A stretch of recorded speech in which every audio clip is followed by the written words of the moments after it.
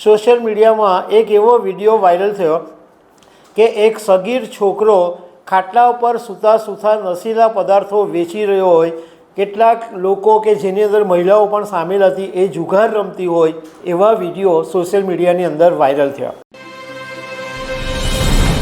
સુરતના વરાછાના ભાજપના ધારાસભ્ય કુમાર કાનાણીએ સુરત પોલીસ કમિશનર, સુરત મહાનગરપાલિકાના કમિશનરને પત્ર લખ્યો કે વરાછા ફ્લાયઓવર બ્રિજની નીચે નશીલા પદાર્થોનું વેચાણ થાય છે, ટ્રાફિક જામ થાય છે, ગંદકી થાય છે અને આનો ઉકેલ આવવો જોઈએ અને ક્યારે આનો ઉકેલ આવશો એવો જવાબ આપો।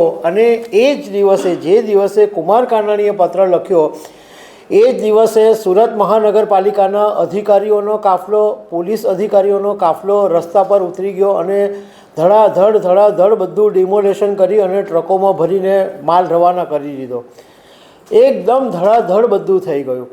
પરંતુ કેટલાક લોકોનું કહેવું એમ છે કે આ કુમાર કાનાણીના લેટરની ઇમ્પેક્ટ નથી, આ ઇમ્પેક્ટ છે જિગ્નેશ મેવાણીએ ગુજરાતમાં શરૂ કરેલા નશીલા પદાર્થ અને દારૂના મુદ્દાનો ઇમ્પેક્ટ છે। કારણ કે કુમાર કાનાણીએ પોતે પત્રની અંદર લખ્યું છે કે ઘણા સમયથી તેઓ રજૂઆત કરતા હતા છતાં કોઈ કામ થતા નહોતા। તો આના વિશે હું તમારી સાથે વાત કરીશ। મારું નામ રાજેશ શાહ છે અને તમે જોઈ રહ્યા છો ગુજરાતના સૌથી મોટા ડિજિટલ ન્યૂઝ પ્લેટફોર્મ ખબરછે.com।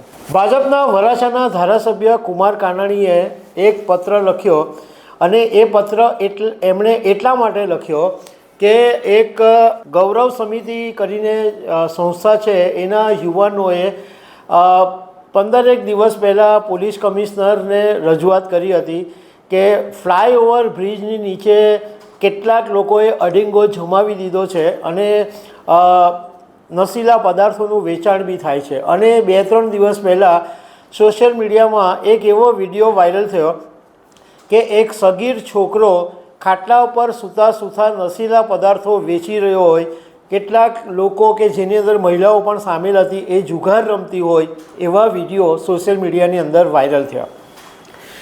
અને આના અનુસંધાનમાં કુમાર કાનાણીએ સુરત પોલીસ કમિશનર અનુપમસિંહ ગેહલોત, સુરત મહાનગરપાલિકાના કમિશનર શાલિની અગ્રવાલ અને એમને પત્ર લખ્યા કે આ બહુ મોટું દૂષણ વલ્લભાચાર્ય રોડ છે વરાછામાં, એના ફ્લાયઓવર બ્રિજની નીચે ચાલી રહ્યો છે અને આ ફ્લાયઓવર બ્રિજ છે એ આખો 7 કિલોમીટર લાંબો વિસ્તાર છે અને એની નીચે લોકો અડીંગો જમાવી દીધો છે, નશીલા પદાર્થોનું વેચાણ થાય છે અને વારંવાર આના વિશે મેં ફરિયાદ કરવા છતાં હજુ પણ કોઈ ઉકેલ આવ્યો નથી।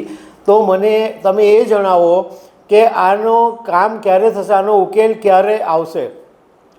કુમાર કાનાણીનો પત્ર સવારે સોશિયલ મીડિયામાં વાયરલ થયો અને સાંજે તો આખા પોલીસ અધિકારીઓનો કાફલો, વરાછા સુરત મહાનગરપાલિકાના વરાછા ઝોનનો કાફલો, even Surat police commissioner Anupamsinh Gehlot અને સુરતના મેયર દક્ષેશ માવાણી પોતે મેદાનમાં ઉતરી ગયા અને ત્યાં આગળ ઘટના સ્થળે જઈ અને બધું વસ્તુઓનું દબાણ દૂર કરાવ્યું।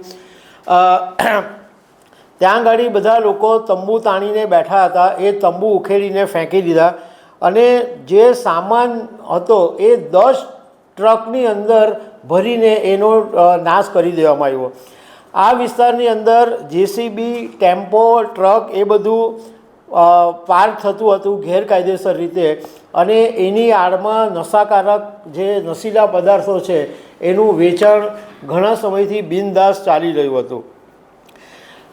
હવે આ જે સોશિયલ મીડિયામાં વિડીયો વાયરલ થયો કે પોલીસ અધિકારી, પાલિકાના અધિકારીઓનો જે કાફલો ઉતરી આવ્યો એમાં મેયર ગુસ્સામાં હતા અને મેયર એવું બોલી રહ્યા હતા કે જ્યાં પરમિશન નથી ત્યાં તોડી નાખો, જે હોય એનું ડિમોલેશન કરી નાખો, હવે કોઈ માટે દયા નથી એવું મેયર બોલી રહ્યા હતા। હવે આ વરાછા ફ્લાયઓવરનું જે ડિમોલેશન થયું એ વરાછાથી લંબે હનુમાન રોડ સુધીના વિસ્તારોની અંદર આ જે અતિક્રમણ હતું એ બધું હટાવી દેવામાં આવ્યું। મોટે ભાગના મીડિયાની અંદર આ જ વાત કહેવામાં આવી કે કુમાર કાનાણીએ પત્ર લખ્યો અને પોલીસ અને પાલિકા એક્શનમાં આવી ગઈ, પરંતુ સત્ય વાત છે એટલે અમે આ કહી રહ્યા છે, કારણ કે ઘણા બધા લોકોએ આવી વાત કરી કે કુમાર કાનાણીએ પત્ર લખ્યો, બહુ સારી વાત છે, પરંતુ આ પાલિકા અને પોલીસ એકદમ દોડતી થઈ ગઈ. એની પાછળ જિજ્ઞેશ મેવાણીની ઇમ્પેક્ટ છે. જિજ્ઞેશ મેવાણીએ ગુજરાતમાં છેલ્લા કેટલાક દિવસોથી જે એક મુદ્દો ઉછાળ્યો છે કે દારૂ છે, નશીલા પદાર્થો છે, જુગાર રમાય છે, અને જે પોલીસો આના ઉપર નિભે છે, આ જે ચલાવે છે અને ભ્રષ્ટાચાર કરે છે, એવા પોલીસોના પટ્ટા ઉતારી નાખીશ એવું જે અભિયાન જિજ્ઞેશ મેવાણી ચલાવી રહ્યા છે એની આ ઇમ્પેક્ટ છે. કારણ કે જિજ્ઞેશ મેવાણીએ આ અભિયાન ચલાવ્યું એ પછી કુમાર કાનાણીએ પત્ર લખ્યો, અને કુમાર કાનાણીએ જે પત્ર લખ્યો છે એમાં એ ક્લિયર કટ એવું કીધું છે કે તેઓ ઘણી વખત રજૂઆત કરી ચૂક્યા છે, પરંતુ આનો ઉકેલ આવતો નથી, અને અહીંયા ઘડી ડિમોલેશન થતું નથી, અને નશીલા પદાર્થનું વેચાણ બંધ નથી થતું. તો અચાનક જ કેમ બધા પોલીસ અને પાલિકા એકદમ એક્શનમાં આવી ગયા અને રાતોરાત ધડાધડ બધું તોડી નાખ્યું?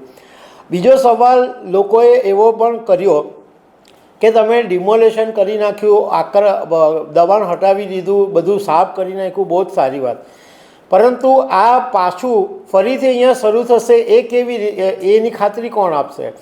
તો પાલિકાના અધિકારીઓનું કહેવું એમ છે કે હવે વિશેષ ધ્યાન રખાશે કે અહીંયા ઘડી કોઈ દબાણ નહીં થાય, અહીંયા ઘડી કોઈ તંબુ ના બાંધી દે, અહીંયા ઘડી કોઈ નશીલા પદાર્થોનું વેચાણ નહીં કરે, એના માટે ખાસ નિયમિત ધ્યાન રાખવામાં આવશે.